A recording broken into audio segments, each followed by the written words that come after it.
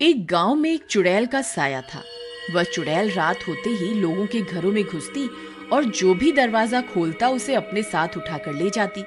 अरे मर गया रे, कोई तो मुझे बचाओ, कोई तो मुझे इस चुड़ैल से बचाओ, ये मुझे ले जाकर खा जाएगी।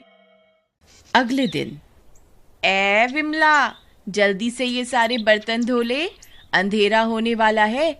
अगर रात हो गई तो चुड़ैल यहाँ आ जाएगी। जी माँ जी, मैं रात होने से पहले सारा काम खत्म कर लूंगी। फिर इतना बोलकर विमला की सास घर के अंदर चली जाती है। सुनो जी, तुम्हें पता चला कल कल्लू को चुड़ैल उठा कर ले गई। हाँ, मुझे सुबह ही पता चला। गांव वालों ने उसे बोला था कि अपने घर के आगे चुड़ैल कल आना लिखवा ले, लेकिन वो कहता था कि मैं इन चीजों में विश्वास नहीं रखता और मैं किसी चुड़ैल से नहीं डरता। और अब देखो, उठा के ले गई ना चुड़ैल उसको। आप सही बोल रहे हो जी, भगवान का लाख शुक्र है, हमने तो अपने घर के आगे चुड़ैल का लाना लिखा हुआ है। तभी उसका बेटा घर आता है। हाँ माँ, लेकिन विमला घर के बाहर ही काम कर रही है, उसे भी घर के अंदर बुला लो, अंधेरा होने वाला है, कहीं चुड़ैल ना आ जाए। क्यों रे राजेश, तुझे बड़ी फिक्र हो रही अपनी बीवी की। तू चुपचाप अपने कमरे में चला जा, जब तेरी पत्नी बाहर का सारा काम निपटा लेगी तभी उसे घर में आने दूंगी। चल चुपचाप अपने कमरे में जा। फिर वह उदास होकर अपने कमरे में चला जाता है और खिड़की से विमला को पुकारता है। विमला, विमला, अंधेरा होने वाला है, कहीं चुड़ैल ना आ जाए। लेकिन मेरा काम अभी खत्म नहीं हुआ। अगर मैं काम अधूरा छोड़ के आऊंगी तो माँ जी को अच्छा नहीं लगेगा। मैं यहाँ नहीं रहना चाहिए, कहीं चुड़ैल ना आ जाए। फिर विमला घर के अंदर जाने लगती है। अरे बहू रानी, अंदर कहाँ घुसी आ रही हो? अभी तो इतने सारे बर्तन पड़े हैं, वो कौन साफ करेगा? माँ जी, मैं कल सुबह जल्दी उठकर सारा काम निपटा दूंगी, लेकिन अभी रात हो गई है, मुझे घर के अंदर आने दो, वरना चुड़ैल मुझे उठाकर ले जाएगी। ठीक है, तुझे एक ही शर्त पे घर के अंदर आने दूंगी। मुझे सोने के कंगन पहनने का बहुत शौक है। तू अपनी माँ को बोल के मुझे सोने के कंगन बनवा दे। नहीं नहीं माँ जी, ये आप क्या कह रही हैं? मेरे माँ बाप ने लोगों से कर्जा लेकर तो मेरी शादी की है, वह आपकी ये मांग कैसे पूरी कर पाएंगे? आप मुझसे जितना चाहे काम करवा लो, मैं उफ तक नहीं करूंगी, लेकिन मेरे माँ बाप से कुछ मत मांगिए। मुझे तो पहले ही पता था तेरे माँ बाप के बस की कुछ नहीं है। उन्होंने अपनी बेटी के लिए किया ही क्या है आज तक। इतना बोलकर विमला की सास गुस्से में अपने कमरे में चली जाती है। बेटा, अपनी लालची पत्नी की तरफ से मैं तुमसे माफी मांगता हूं, उसे माफ कर दो। नहीं नहीं पिताजी, आप माफी मत मांगिए, इसमें आपका कोई कसूर नहीं है। इतना बोलकर विमला अपने कमरे में चली जाती है। इस लालची औरत ने तो आज हद ही पार कर दी। ऐसी पत्नी होने से अच्छा तो न ही हो। फिर वह बाहर जाता है और दरवाजे पे लिखा होता है, चुड़ैल कल आना। वह उसे काट कर चुड़ैल आ जाना लिख देता है और जल्दी से घर के अंदर चला जाता है और अलमारी के पीछे छुप जाता है। फिर अंधेरा होने पर चुड़ैल अपने शिकार पर निकलती है।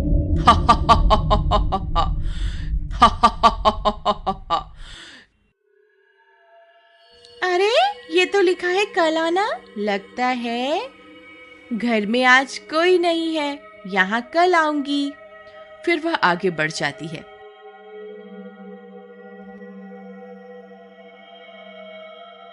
अरे, यहाँ तो लिखा है आ जाना।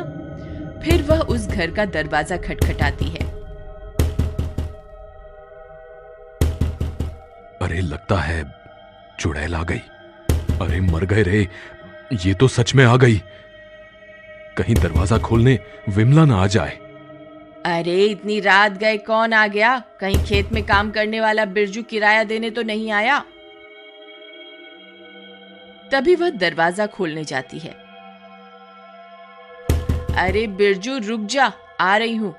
आज तो मजा आ गया, रात को भी लक्ष्मी के दर्शन हो जाएंगे। फिर जैसे ही वह दरवाजा खोलती है वह हक्की बक्की रह जाती है। अरे मर गए रे, ये तो चुड़ैल है। हे भगवान मुझे बचाओ। अरे सुनते हो, कहाँ हो? देखो चुड़ैल हमारे घर आ गई।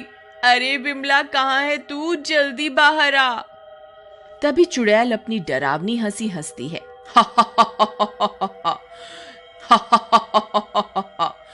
तुझे मुझसे कोई नहीं बचा सकता। इतना बोलकर वह उसे उठाती है और आसमां में उड़ जाती है।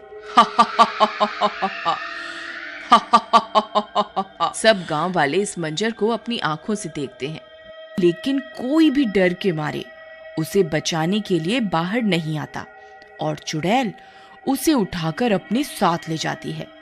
शुक्र है भगवान का, इस लालची औरत से जान तो छूटी। तभी विमला बाहर आती है। अरे पिताजी, ये कैसी आवाज थी? और माँ जी कहाँ हैं? उस लालची औरत को तो चुड़ैल उठाकर ले गई। आज से तुम्हारी सारी परेशानियों का अंत। लेकिन पिताजी, हमने तो घर के बाहर चुड़ैल कल आना लिखा हुआ था, तो फिर चुड़ैल हमारे घर कैसे आ गई? अरे ये क्या, किसी ने इसे काटकर चुड़ैल आज आना लिख दिया। ये किसने किया?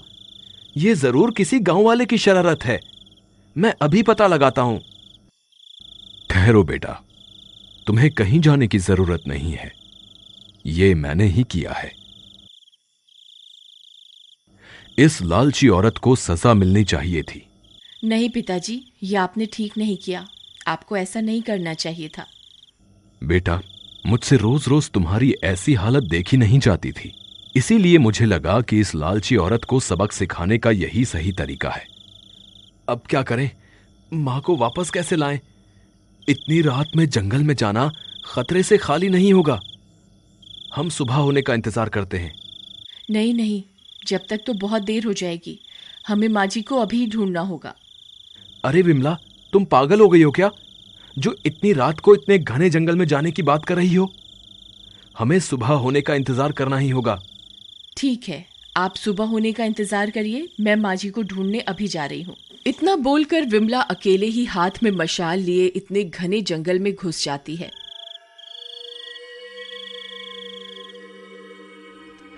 हे भगवान, कृपा करके मेरी बहू का साथ देना। वहीं विमला जंगल में चुड़ैल की तलाश करती रहती है। तभी उसे डरावनी आवाजें सुनाई देती हैं। विमला बहुत डर जाती है। तभी उसे डरावनी हंसी सुनाई देती है।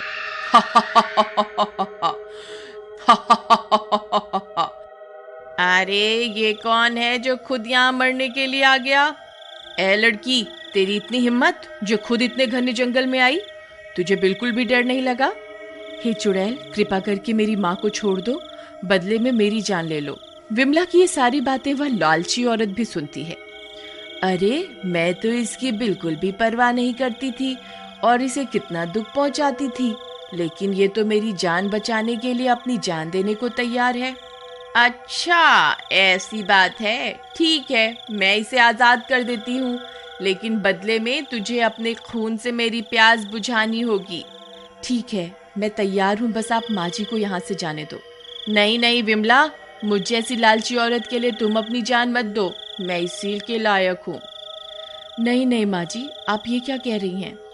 जल्दी फैसला करो, कौन मेरी प्यास बुझाएगा। तभी राजेश अपने साथ गांव वालों को लेकर वहां पहुंच जाता है। अरे ये क्या, ये सब लोग कहां से आ गए?